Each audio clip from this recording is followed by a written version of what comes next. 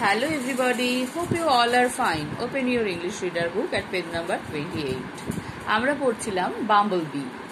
Bumblebee হচ্ছে এক রকমের মৌমাছি যাদের সারা গা লোমে ভর্তি থাকে, অর্থাৎ রোমশ মৌমাছি। তো তারা যখন উড়ে যায় তাদের ডানায় যে আওয়াজ হয় তাকে আমরা বাংলায় বলি গুঞ্জন, গুনগুন করে আওয়াজ। তাকে ইংলিশে বলা হয় বাজ, বাজিং সাউন্ড।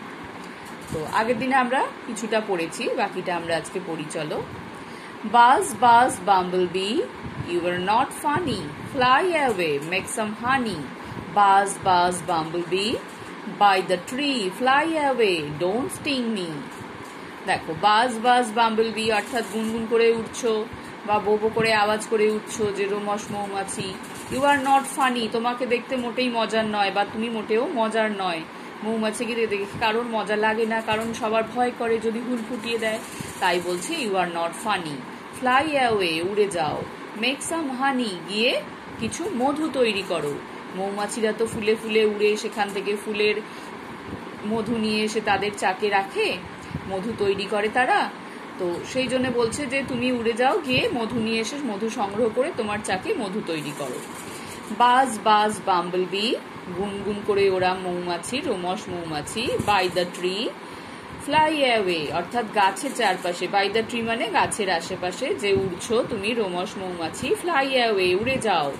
ডোন্ট স্টিং মি, আমাকে হুল ফুটিও না। স্টিং মানে হুল, ডোন্ট স্টিং মি মানে আমাকে হুল ফুটিও না।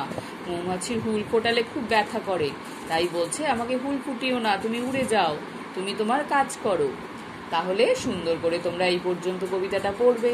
পুরো কবিতাটা পড়া হয়ে গেল। তোমরা চলো আমার সাথে আরেকবার সবাই পড়ো। Bumblebee, buzz buzz bumblebee, in the grass, fly away, let me pass. Buzz buzz bumblebee, on the drive, fly away to your hive. Buzz buzz bumblebee, you are not funny, fly away, make some honey. Buzz buzz bumblebee, by the tree, fly away, don't sting me.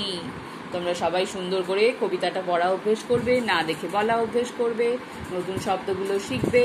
সবাই ভালো থাকবে, by.